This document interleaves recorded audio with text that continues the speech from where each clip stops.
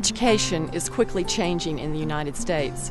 It's hard for parents to keep up with what their children are learning in school, and it's even harder to understand the national trends in education and where they're taking our children and our country. I hope that today is the day that we will resolve to take ownership over the education of our children. So let's start by trying to understand what's happening in our public schools.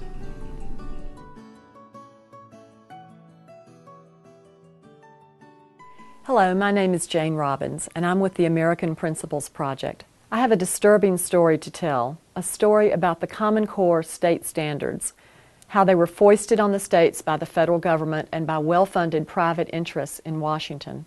We need to realize that the Common Core will strip our states of their constitutional authority over education.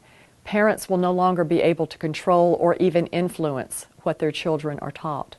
The Common Core scheme will ultimately empower the federal government to control school curricula in violation of 3 federal statutes. Parents need to know how Common Core standards will ultimately narrow the curriculum and prepare our children to be cogs in a national industrial system rather than full citizens in a free republic.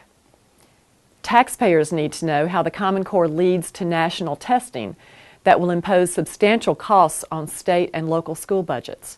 Parents need to know how the massive student data tracking system will contribute to the loss of student and family privacy. Citizens need to understand how this new educational direction will gradually guide the next generation away from our free enterprise system and into a managed economy. All this is supposedly the price we have to pay to ensure that our children are better prepared to compete in the global economy. Join me as I explain what is a very real threat to the United States education system. Jane, I don't know too much about the Common Core. Could you just start by defining what we are talking about exactly? The Common Core State Standards Initiative is currently a set of national common K-12 content standards in English language arts and math, ideally to be adopted in all 50 states so that education will be standardized throughout the country. The supposed purpose of the Common Core is to impose rigorous standards so that our students will be better prepared for competing in the global economy and to allow comparison of student performance among states. Common Core standards have currently been adopted by 45 states and the District of Columbia. So what's the problem with nationally standardized content standards? I heard that the states work together to create these standards. Common Core proponents claim that Common Core was led by the states, but this simply isn't true. The real drivers of the Common Core were the same advocates of a national school curriculum who have been around for years in various guises. They tried and failed to impose a national curriculum in the past, for example with the national history standards in the 1990s, which were so politically correct and anti-American that they were rejected by the U.S. Senate 99-1. The national curriculum advocates learned 3 things from past failures. First, don't call the curriculum standards national or federal. Second, impose them quickly and quietly before the people and their representatives find out about it. And 3, don't start with a controversial subject such as history. Start instead with math and English. Can you identify a few of these groups of people and why they seem so motivated to take over the curriculum standards in all 50 states? This most recent effort of progressive education reformers is primarily connected with a nonprofit group in Washington, D.C. called Achieve, Inc., which wrote the national standards, with lavish funding from private foundations, especially the Bill and Melinda Gates Foundation. They realized the need to make this look like a state-generated initiative, so they went to the National Governors Association and the Council of Chief State School Officers, both of which are D.C.-based trade associations, and neither of which had a grant of legislative authority from states to write national school standards. But because the Common Core standards were created under their auspices, the proponents now claim that the effort was state-led. The real power here is the Gates Foundation, which has spent over $100 million helping create and propagate the standards, and has plans to spend many millions more. But over the long haul, with all the technology and new curriculum that this new educational paradigm requires, companies such as Microsoft will more than recover the money they have invested. There is a great deal of money to be made at the educational trough. I'm trying to understand how these private groups could have so much influence over 50 states. Is the federal government involved in this? Secretary of Education Arne Duncan is a huge proponent of Common Core, and under his direction, the Federal Department of Education has used its power of the purse to essentially bribe states to adopt the standards. In the spring of 2009, the infamous stimulus bill gave the Department of Education a $4.35 billion earmark, money to use however the department wanted. The department created the Race to the Top competition, whereby the federal government took our money and gave us the chance to compete to get some of it back. States could apply for Race to the Top grants, but to have a realistic shot at getting the money, they had to agree to adopt the Common Core standards and the national tests, the assessments aligned with the Common Core, all sight unseen, because at that time the standards had not even been completed and the testing component is still not complete. The Race to the Top application came out in November 2009 and completed applications were due only 2 months later. Now remember, at that time the country was in a deep recession and states were desperate for money. It's also important to note that between the months of November and early January, most state legislatures are not in session. So desperate state officials had to decide without consulting their legislatures whether to commit to the Common Core and all it entails in order to get Race to the Top money. In Georgia, the decision to apply for Race to the Top money was made by Governor Sonny Perdue and State School Superintendent Kathy Cox. Yet Kathy Cox, of all people, should know that content standards that cannot be changed by the states cannot work in the long run. In 2004, then Superintendent Cox canceled plans to use reading and writing standards developed for K-3 grades by the National Center on Education and the Economy. Why? Because that organization would not agree to let the state change its standards in any way. Cox stated that the state of Georgia, quote, had some real trouble going forward with a document we weren't going to be able to change, close quote. The State Board threw out a $125,000 contract and brought together a group of Georgia teachers to come up with new standards. And here we go again, getting into the same mess, yet deeper this time around. The Common Core standards were finally released in June 2010, and states were given 2 summer vacation months to get their state school boards to sign off on the Common Core commitment, again with no involvement by the legislature. In Georgia, the state school board signed off on the Common Core in just 1 month.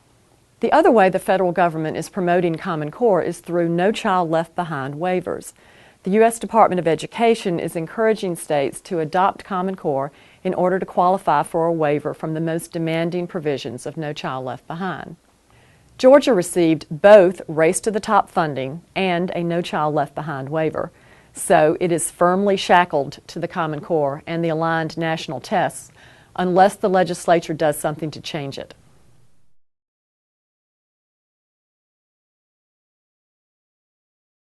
It's obvious that these federal grants usurp legislative authority and make state control irrelevant. What about the national testing? What are the concerns associated with the testing aspect of the Common Core? 2 consortia of states have hired so-called testing experts to create national tests aligned with the Common Core. One is called the Smarter Balanced Assessment Consortium, and the other is the Partnership for Assessment of Readiness for College and Careers, better known as PARCC, P-A-R-C-C.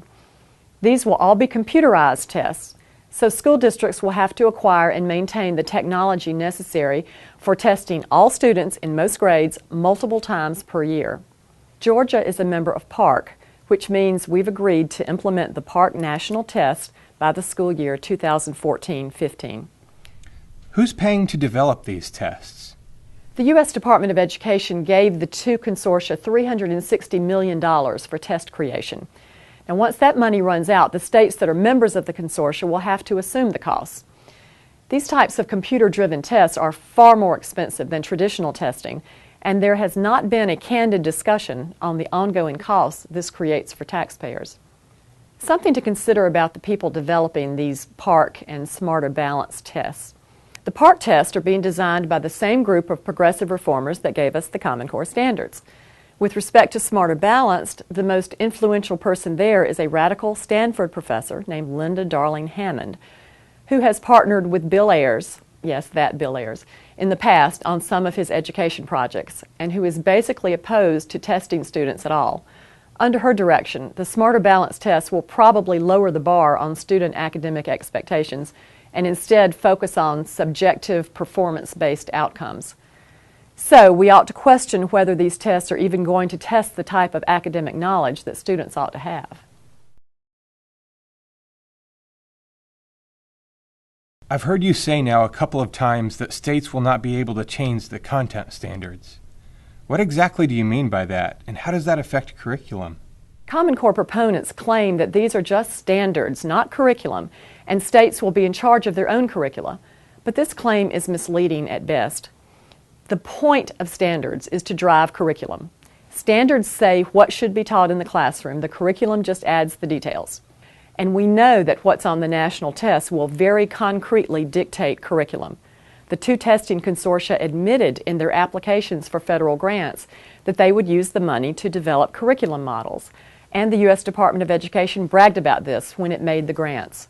So the inevitable result of the Common Core scheme will be a national curriculum. Is this legal? No. The U.S. Constitution leaves education policy to the states. Despite this, both parties have been trying to centralize educational control in Washington for years. Even so, Congress has passed 3 separate statutes prohibiting the U.S. Department of Education from supervising, directing, or controlling curriculum. By coercing states into Common Core and funding national tests that will dictate curriculum, the Obama administration is violating 3 statutes. What exactly is a state committing to when it agrees to adopt Common Core?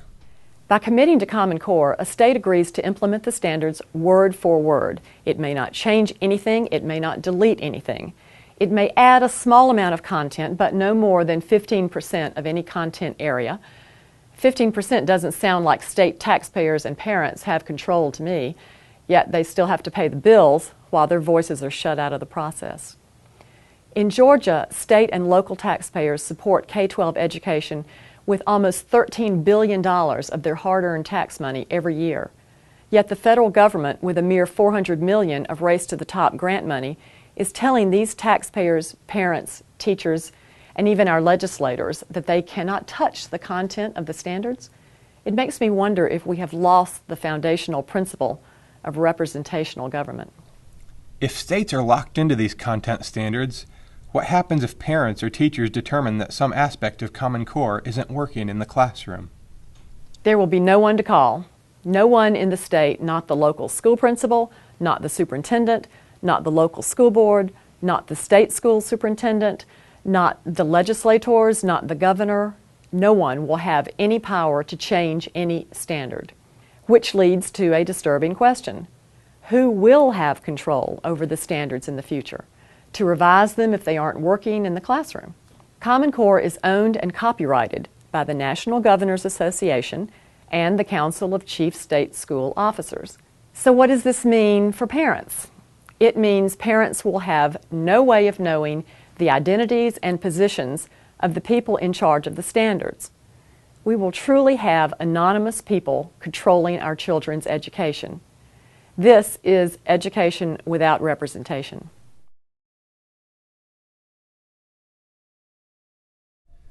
Okay, I get the fact that this makes an end run around state control of education in total violation of that principle of federalism our founders gave us. But what about the standards themselves? Common Core proponents claim the standards are rigorous and will make our students college ready. Well, not exactly. One of the drafters of the math standards admitted that the college they will prepare our children for is a non-selective community college, not a 4-year university. At one point, the creators of Common Core claimed the standards were internationally benchmarked and that they were as rigorous as those in countries whose students score the highest on international tests. But the Common Core Validation Committee was never shown any evidence of this. And the Common Core website no longer even claims that the standards are internationally benchmarked. Instead, it now says they are informed by the standards of other countries, whatever that means. Let's look at the quality of the standards specifically. First, the math standards. Dr. James Milgram of Stanford University, the only mathematician on the validation committee, said that it's almost a joke that a student would be prepared for university-level math after having completed the Common Core curriculum. One problem is that Common Core moves Algebra 1 from 8th grade to 9th grade, which means it will be more difficult for most students to reach calculus in high school, as expected by selective universities. Another problem, it will teach geometry by an experimental method never used successfully anywhere in the world. And remember, a teacher who sees that this experiment isn't working will have no one to go to in order to get it changed. Other problems with Common Core's math standards led Dr. Milgram to conclude that by 8th grade, our students will be about 2 years behind those of the highest achieving countries. Moving on to the English language arts standards. This is where we see the really troubling philosophy behind Common Core. Dr. Sandra Stotsky, who served on the validation committee but refused to sign off on the English language arts standards because they were so inadequate, described them as empty skill sets that won't prepare students for authentic college coursework. From what she has seen of the standards and the drafter's commentary, she's afraid the reading level that will deem students college ready will be about 7th grade level. Even more troubling is Common Core's de-emphasis on studying classic literature in favor of reading nonfiction informational texts, such as technical manuals and brochures. One education publisher even includes teaching restaurant menus rather than literature. It's not clear exactly how much literature study is to be replaced by informational text, but the creators of the English standards suggest at least 50% of the reading in English classes should be nonfiction rather than literature. And there are several problems with this. First, most English teachers in the country have not been trained to teach this kind of material, nor would the good ones want to. So those who don't quit in frustration will have to be retrained. Second, what little teacher training there has been has instructed teachers to treat our most important historical documents, such as the Gettysburg Address, as if they were just sentences on a page, without context and without cultural importance. However, the most serious problem is the philosophy behind this approach. The philosophy that children shouldn't be overeducated, shouldn't spend time studying something that won't give them practical assistance in their future jobs, that the point of education is to train children to be cogs in a government-managed economic machine, not to educate them to be informed, thinking citizens in a democratic republic, to be better human beings. That is what studying great literature can do for students, but that's what Common Core seeks to minimize. By the way, the Fordham Institute, a think tank that is a cheerleader for Common Core, did a study of state standards and concluded that Georgia's current math and English language arts standards are generally as good as Common Core and in some aspects superior. So why are we shackling ourselves to a rigid national scheme when the product isn't even better than what we had? The education establishment, as well as the many vendors set to make money on Common Core through our tax dollars, have been lobbying teachers and local school systems for months with assurances that Common Core is the magic bullet to solve our education problems. But because the standards have been implemented so far primarily in the lower grades, where they are less objectionable, the teachers who will be the most adversely affected don't really know what they're in for. The big teachers' unions, such as the National Education Association and the American Federation of Teachers, that are supporting Common Core are doing their members no favors.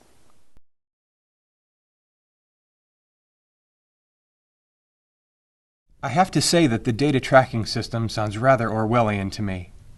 What is the connection between the Common Core and this Big Brother system that shares student data with the federal government?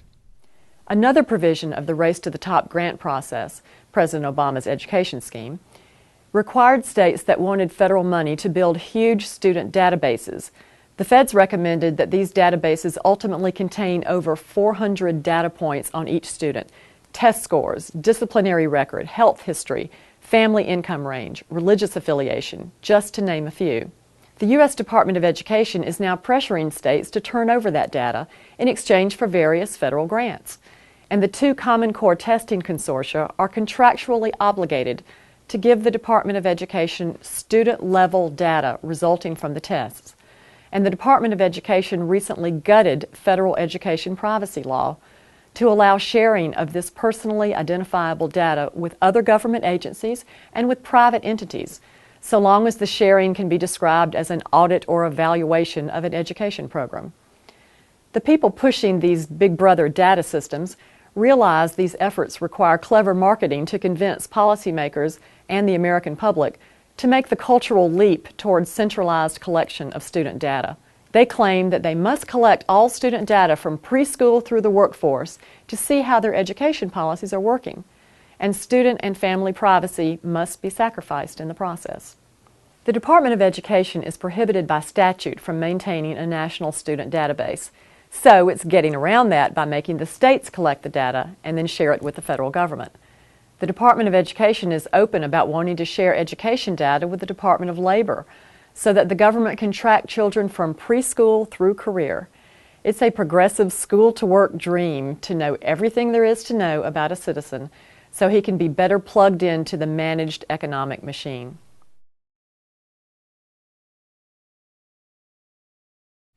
Sacrificing privacy rights is a heavy cost in and of itself. But all this sounds expensive in dollars and cents. What's the price tag? No one knows how much it will cost to implement Common Core. Most states signed on without performing a thorough cost analysis because the Obama administration didn't give them time. One aspect of increased costs will be professional development, teacher training, which even Common Core proponents admit will have to be intensive. Another is textbooks and instructional materials to align with Common Core, and companies such as Bill Gates' Microsoft and other giant education publishers are salivating at the millions to be made. A third is the cost of the new tests, which will be huge. States will have to invest millions in new technology, purchasing, maintaining, upgrading for the computerized test. In addition, many of the items on the test will have to be scored by hand rather than by computer. Presumably, those individuals hand scoring the test will want to be paid. Some education officials in Georgia, for example, worry that the scoring element alone may make the new test cost prohibitive. In fact, Georgia Public Broadcasting reported that K-12 testing currently costs approximately $5 per student per year, and the Georgia Superintendent's Office just admitted that the new test would cost at least $20 to $22 per student to administer. They're living in dreamland if they think they can do it for $22 a student, but at least they're admitting there's a problem. One expert on assessment costs estimates that annual per pupil costs of the new Common Core tests may be about $100 per student per year. This is an extraordinary amount compared to the testing costs reported by most states in 2007. In fact, over 10 times as much as reported by many states. A national study estimated that nationwide Common Core implementation costs could be about $16 billion. And that study excluded some costs that are hard to quantify. In any event, Common Core promises to be a huge unfunded mandate.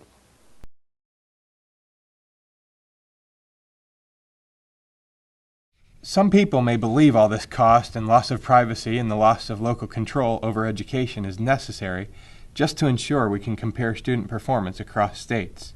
What is your response? If we want to compare students state to state, we can already do that. In the lower grades, we have the National Assessment of Educational Progress, known as the NAEP, which isn't a one-to-one comparison, but it gives a good sense of where we are. In high school, we have the SAT and the ACT. And if we're concerned about students who move from state to state, that is a very small percentage of the population. According to census data, less than 2% per year. It's not worth destroying state control over education to standardize and diminish an entire educational system for such a small subset of students. What about the argument that countries with national common standards outperform countries that have decentralized standards? There are countries with national standards that perform better on international tests. There are also countries without national standards that perform better on international tests, such as Canada and Australia. There are also countries with national standards that perform much worse on international tests, so there's no correlation. Also, high-performing countries with national standards tend to be much smaller than the United States, such as Finland, which is about the size of Colorado. The thought that we can successfully nationalize and standardize education with a Bill Gates-type Common Core operating system in a country of 300 million wildly diverse people is, frankly, ludicrous. The answer is quite the opposite, to decentralize education so that parents and localities have the kind of control they used to have before the federal government took over.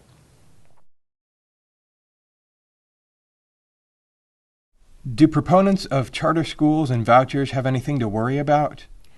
Common Core has the potential to obliterate any benefits of school choice.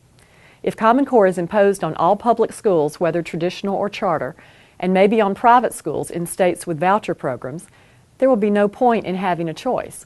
As Dr. Jay Green, a prominent local control advocate, puts it, what good is it to have 100 restaurants to choose from if they all have to be Italian? Well, surely homeschoolers and private schools do not have anything to worry about, right? Proponents of Common Core want all education ultimately to be under Common Core. Their plans are truly sweeping. They want to control the entire education system, kindergarten through college, using Common Core. The primary author of the Common Core English Language Arts Standards, David Coleman, is the new president of the College Board and promises to align the SAT with Common Core and its unique method of instruction. If that happens, students from private schools or homeschools will be at a tremendous disadvantage unless their schools or parents throw in the towel and accept Common Core and its teaching methods. And let's face it, colleges and universities require a strong performance on the SAT for students to be admitted. So I am beginning to see that we are talking about far more than just common standards for math and English language arts. Currently in development are national standards in science and history, social studies. Also, some influential health and sex education groups recently released national standards in those areas. Now, these standards are not technically part of Common Core at this point, but the Common Core framework will have been constructed for the imposition of new standards and tests, and the states will be acclimated to accepting standards dictated by their federal master. So there is every reason to believe that these future standards will be imposed the same way Common Core was, through the power of the federal purse. Where is all this taking us as a nation? As I've indicated, this is utopian, grandiose planning for a managed global economy. Common Core plays a key role towards standardizing a type of education that is specifically geared to developing human capital for the global labor market. In fact, Common Core proponents market this educational shift by claiming it will help our nation compete in the global economy. It's a progressive school-to-work dream to think that government finally will have all the tools in place to plan for future labor markets. Progressives, or socialists as they have been historically known, have long sought to create a managed economy. The free enterprise system with all the individual decisions of a free people is just too messy for them. They like the idea of government directing the economy and controlling the educational opportunities and job opportunities of the nation. Some states are quickly moving to embrace the career cluster portion of the overall plan, with the false hope that government can adequately plan and predict future economic trends, as well as analyze student data to ensure that graduates can be better plugged into the managed economic machine. Currently in Georgia, there are 17 career clusters, and generally speaking, students will have to choose their career direction by the 9th grade. But what really needs to be made clear in all of this, since it is very easy to get lost in the details, is what happens to the nation with this philosophical shift in education. Unfortunately, most people don't see the big picture. Yet, all the pieces of the puzzle fit neatly together to create a new vision for the nation. This new vision has nothing to do with the vision the Founding Fathers gave us. They gave us a vision and a constitutional framework promoting individual freedom, personal responsibility, limited government, free enterprise, and local control. This new vision, on the other hand, advances the model of a command economy and unlimited government. Through our schools, the next generation will be conditioned to accept that government has the right to direct them to serve the economic priorities of the nation, or any other priorities the government deems best. In other words, government will no longer be their servant, but will become their master, and the individual will exist to serve the purposes of society.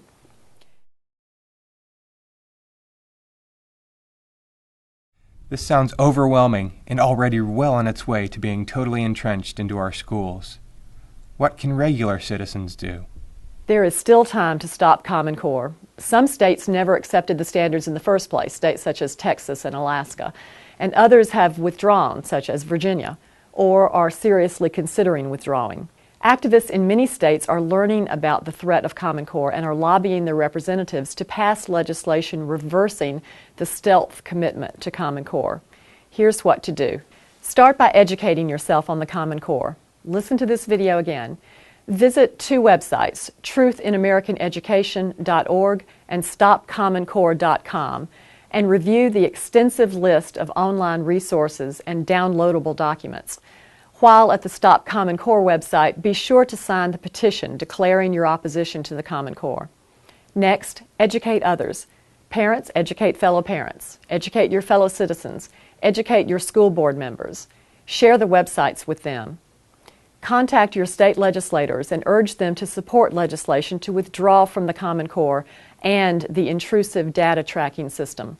Contact the governor, the state school superintendent, and the State Board of Education and urge them to support legislation to withdraw from Common Core.